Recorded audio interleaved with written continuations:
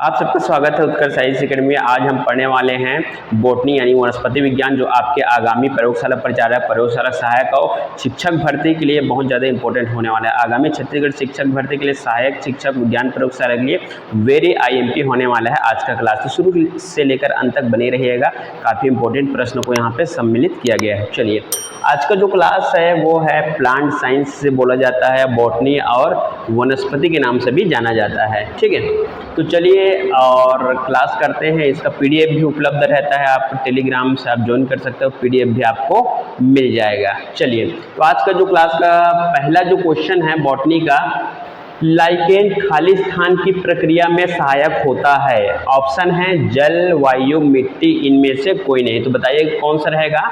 तो लाइकेन जो है किसके प्रक्रिया में सहायक होते हैं, तो वो मिट्टी के प्रक्रिया में सहायक होते हैं। ठीक है, मिट्टी निर्माण की प्रक्रिया में वो सहायक होते हैं। ठीक है, मिट्टी शरण तो जानते हो, मिट्टी शरण कई प्रकार के, तो वायु द्वारा शरण होता है, मिट्टी का क्षय होता है, जल द्वारा होते हैं, लेकिन निर्माण की बात करें तो लाइकेन महत्वपूर्ण भूमिका निभाता है। चलिए, हमारा जो नेक्स्ट क्वेश्चन है वो है लाइकेन कौन से प्रदूषण का संकेतक होता है। लाइकेन कौन से प्रदूषक का संकेतक होता है। तो ऑप्शन है मिट्टी, जल, वायु और उपयुक्त सभी।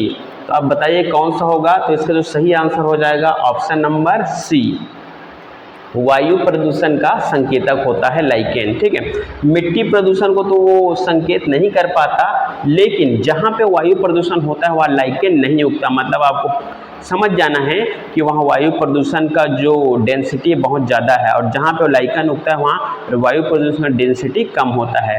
तो ये कि आप लोग मेथड समझ गए कि जहाँ भी लाइकेन उगेगा, मतलब आप समझ जाना कि वहाँ वायु प्रदूषण का जो डेंसिटी है, ग्राफ है, बहुत कम है। चलिए, तो वायु प्रदूषण का संकेतक माना जाता है इसको। अगला जो हमारा क्वेश्चन है, नारियल का पेड़ किस कुल में आता है। ऑप्शन है लिलिएसी, पॉल्मी, रोजेसी, इनमें से कोई नहीं। आप सभी ने देखा होगा नारियल का पेड़, ताड़ का पेड़, खजूर का पेड़ है, ये एक ही श्रेणी में आते हैं। नारियल, ताड़, खजूर है ना, और एक और पेड़ है छिंद, ये सभी एक ही कुल में आते हैं। तो आप बताइए इसका जो कुल कौन सा हो जाएगा। तो इसका जो कुल हो जाएगा option number C, option number B, पॉल्मी। पॉल्मी जो है नारियल पेड़ इसी कुल में आता है, पॉल्मी के कुल में। इस कुल के जो पौधे होते हैं बहुत ऊंचे लंबे होते हैं, इसमें शाखाएं नहीं होता। जैसे कि आप लोगों ने नारियल का पेड़ देखा होगा, छिंद का पेड़ देखा होगा, सुपारी का पेड़ देखे होंगे, ये सभी इसी कुल में आते हैं और इनके जो पौधे बहुत लंबा होते हैं। ठीक है, बिना शाखा के। चलिए, तो ये पॉल्मी हो जाएगा। अगला जो हमारा क्वेश्चन है, पेड़ पौधे का घाव भरने वाला हार्मोन्स कौन से हैं। अब देखिए, अभी तक आप सबको पता था कि मनुष्य में घाव भरने वाला जो हार्मोन्स कौन से हैं, लेकिन अब पेड़ पौधों की बात आ गया। तो पेड़ पौधों में घाव भरने वाला, चोट भरने वाला हार्मोन्स कौन से हैं। आपका ऑप्शन है एथिलीन, साइटोकाइनिन, फ्लोरिजन और ट्राउमिन। तो इसका सही आंसर क्या हो जाएगा। तो इसका जो सही आंसर हो जाएगा ऑप्शन नंबर डी, ट्राउमिन। एक ऐसा हार्मोन्स है जो पेड़ पौधों में किसी प्रकार का टूट फूट हो जाता है तो उसको फिर से रिपेयरिंग करने का काम करते हैं। कई लोग अपने कुल्हाड़ी से भी पेड़ पौधों में वार कर दे रहते हैं, किसी प्रकार का निशान रहता है, कुछ समय बाद वो अपने आप मिट जाता है। ये कार्य करता है ट्राउमिन हार्मोन, जो प्रत्येक पेड़ पौधों में बनता है। चलिए, हमारा जो अगला क्वेश्चन है वो देखते हैं। अगला क्वेश्चन है, प्रकाश रासायनिक क्रिया कहाँ संपन्न होती है। ऑप्शन है माइटोकॉन्ड्रिया, प्लाज्मा झिल्ली, ग्रेना, उपयुक्त सभी। ठीक है, तो प्रकाश रासायनिक क्रिया कहाँ ये संपन्न होता है। तो आपका सही आंसर हो जाएगा ऑप्शन नंबर सी, ग्रेना में होता है। ठीक है, माइटोकॉन्ड्रिया का तो अपना अलग ही वर्क है, ये एटीपी का वो संग्रहण करता है ना, एडेनोसिन ट्राइफॉस्फेट का, और माइटोकॉन्ड्रिया को ऊर्जा का पावर हाउस कहा जाता है। तो वो तो हो ही नहीं सकता प्रकाश रासायनिक क्रिया। ऑप्शन में सी यानी ग्रेना ही होता है जो प्रकाश रासायनिक क्रिया को संपन्न करता है। चलिए, हमारा जो अगला क्वेश्चन है, इनमें से कौन से हार्मोन्स खरपतवार को नष्ट कर देता है। इसका ऑप्शन है जिब्रेलिन, ट्राउमिन, ऑक्सिन और साइटोकिनिन। ठीक है, तो आप बताइए इसका जो सही आंसर क्या होगा। ऐसा कौन सा हार्मोन्स है पौधों में पाया जाता है जो खरपतवार को नष्ट कर देता है। खरपतवार मतलब पेड़ पौधे के ऊपर और अलग से कोई घास उगा रहता है, खरपतवार उसको नष्ट कर देता है। वो कौन सा हार्मोन्स है? तो इसका जो सही आंसर हो जाएगा option number C, auxin. Auxin ऐसा हार्मोन्स है जो पेड़ पौधे के ऊपर खरपतवार अगर उग आता है तो उसको भी नष्ट करने की क्षमता रखता है। ठीक है, चलिए अगला जो क्वेश्चन हमारा, धान का अंगमारी रोग कौन से जीवाणु से होता है? वेरी आईएमपी क्वेश्चन, इसको ब्लाइट ऑफ राइस भी कहा जाता है। ये जो क्वेश्चन है पूर्व एग्जाम्स में भी कई बार पूछा गया है। तो इसका ऑप्शन है टीटिकी oryzae, Xanthomonas oryzae, Mycobacterium tuberculosis और एंजुएना ट्रिटिकी। तो इसका जो सही आंसर क्या हो जाएगा आप लोग बताइए? धान का अंगमारी रोग कौन से बैक्टीरिया ने जीवाणु से होता है? तो इसका सही आंसर हो जाएगा option number B, Xanthomonas oryzae से होता है धान का अंगमारी रोग। ठीक है,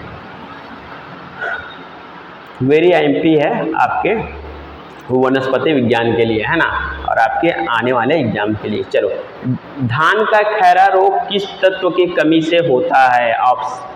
ऑप्शन है तांबा, पोटेशियम, बोरान और जस्ता। धान का खैरा रोग आप लोग बताइएगा। तो धान का खैरा रोग किस तत्व की कमी के कारण होता है? तो आपको ऑप्शन में बता दिए हैं। तो इसका सही आंसर हो जाएगा ऑप्शन नंबर डी, जस्ता के कमी के कारण धान में खैरा रोग दिखने लगता है। ठीक है, तो अगर इसका इलाज करना चाहते तो इसका इलाज भी है ना। जस्ता की अगर कमी पूरा हो जाए तो ये जो खैरा रोग है वो मिट जाएगा, यानी बंद हो जाता है ना।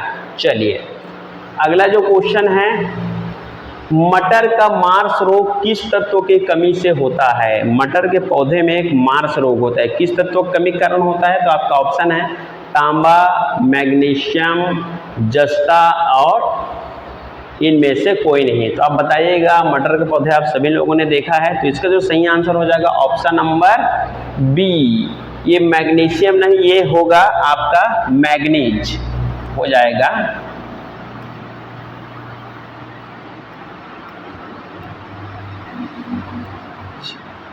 मैग्नीज के कारण, है ना।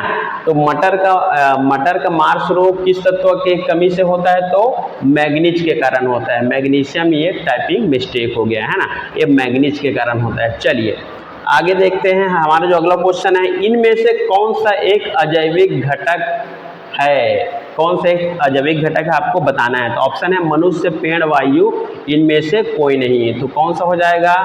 अजैविक घटक पूछा जा रहा है। ठीक है, तो आपका ऑप्शन है मनुष्य, पेड़, वायु, इनमें से कोई नहीं।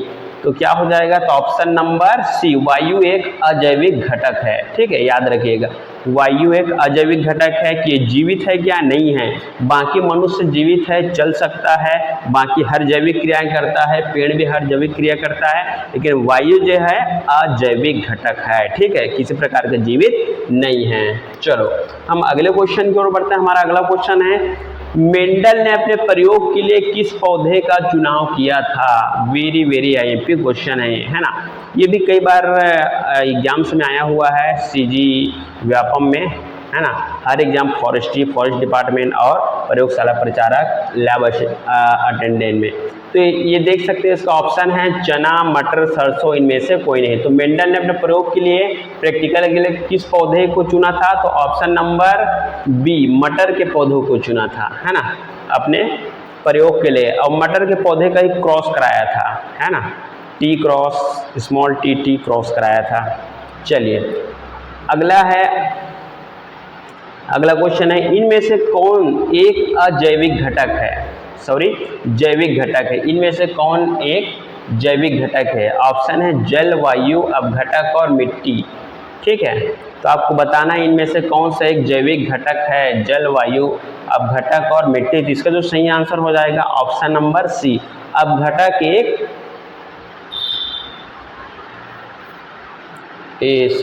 अपघटक जो है एक जैविक घटक है। ठीक है, जल जैविक घटक नहीं है, ना वायु भी नहीं है, ना मिट्टी भी नहीं है। तो जैविक घटक कौन सा हो जाएगा? अपघटक जो है वो जैविक घटक हो जाएगा आपका। चलिए अगले क्वेश्चन की ओर बढ़ते हैं। तो हमारा जो अगला क्वेश्चन है, क्या कीट भक्षी पौधे प्रकाश संश्लेषण से भोजन निर्माण कर सकते हैं? आपके ऑप्शन है नहीं कर सकते, हाँ कर सकते हैं, ए और बी दोनों असत्य है, इनमें से कोई नहीं। ठीक है, तो जो भी कीटभक्षी जो पौधे होते हैं आप सभी को पता होगा, कलश पादप एक ऐसा पौधा होता है जिसके जो पत्ते हैं एक कटोरी नुमा रहता है। उसके अंदर कोई भी अगर जीवित कीड़ा, चींटी या मक्खी घुस जाता है तो वही मर जाता है और उसे मरे हुए द्रव्य से पोषक तत्व प्राप्त करता है कलश पादप। इसी प्रकार के पौधों को कीटभक्षी पौधे कहा जाता है, जो अपना जो पोषण है कीड़े मकोड़े जीव जंतु के अवशेष के से अपना पोषण करता है। ठीक है, तो वही पूछा जा रहा है क्या प्रकाश संश्लेषण इनमें किया जा सकता है, क्या प्रकाश संश्लेषण से भोजन का निर्माण, तो इसका सही आंसर हो जाएगा हाँ, कर सकते हैं। ठीक है, क्योंकि कीटभक्षी पौधे के पत्ते भी हरे रहते हैं, उसमें भी क्लोरोफिल पाया जाता है। ये अपना भोजन निर्माण करके भी अपना प्रकाश संश्लेषण करके भी भोजन निर्माण कर सकते हैं। ठीक है, याद रखिएगा। अगला जो क्वेश्चन हमारा, इनमें से कौन सा पौधा सल्फर डाइऑक्साइड का सर्वोत्तम सूचक है? पीपल, लाइकेन, नीम, रेडवुड ट्री, है ना। तो कौन सा पौधा है जो सल्फर डाइऑक्साइड का मात्रा जब आपका वातावरण बढ़ जाता है तो उसको सूचित करता है? तो वो पौधा है ऑप्शन नंबर बी, लाइकेन। जैसा कि मैंने पूर्व में बताया था, जहाँ पर भी सल्फर डाइऑक्साइड या वायु प्रदूषण बढ़ेगा वहाँ पे लाइकेन जो पौधा है नहीं उगेगा, और जहाँ पे लाइकेन पौधा उग जाएगा आपको समझ जाना है वहाँ पे वायु प्रदूषण की मात्रा डेंसिटी कम है। चलिए, तो लाइकेन इसका सही आंसर हो जाएगा। अब बढ़ते हैं अपने अगली क्वेश्चन की ओर। अगला क्वेश्चन है, विश्व का सबसे अधिक तेजी से बढ़ने वाला जल पादप कौन सा है? विश्व का सबसे अधिक बढ़ने वाला जल पादप यानी पौधा, तो ऑप्शन है बम्बू, हाइसिंथ, बनियान, इनमें से कोई नहीं। तो इसका जो सही आंसर हो जाएगा ऑप्शन नंबर बी, हाइसिंथ। एक ऐसा पौधा है विश्व का जो जल पादप जो बहुत ही अधिक तेजी से बढ़ने लगता है। ठीक है, हमारा जो अगला क्वेश्चन है वो है, निम्न में से कौन सबसे छोटी पुष्प है? निम्न में से कौन सबसे छोटी पुष्प कौन सा है? ये है प्रश्न पूछा गया है। आपका ऑप्शन है उल्फिया, रेफ्लेसिया, आर्किड, उपयुक्त सभी। तो इसका सही आंसर क्या हो जाएगा? तो इसका सही आंसर हो जाएगा ऑप्शन नंबर ए, उल्फिया है सबसे छोटी पुष्प। ठीक है, और आप सभी को पता होगा रेफ्लेसिया क्या है? सबसे बड़ा पुष्प है।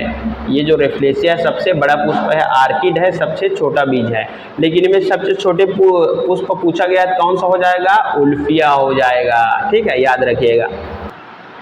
तो आज का क्लास बॉटनी का कंप्लीट हो चुका है, बॉटनी वनस्पति शास्त्र का। और आपको अगर इससे रिलेटेड पीडीएफ चाहिए, वीडियो चाहिए, तो आप हमारे संस्था से ऑनलाइन ऑफलाइन जुड़ सकते हैं। आपको टेलीग्राम चैनल में भी मिल जाएगा इसका वीडियो, और आगे भी आपको फिजिक्स, केमिस्ट्री, बायोलॉजी और बायोलॉजी का जूलॉजी और बॉटनी सभी सब्जेक्टों में वीडियो मिलता जाएगा। तो आप हमारे चैनल से जुड़ सकते हैं। Thank you.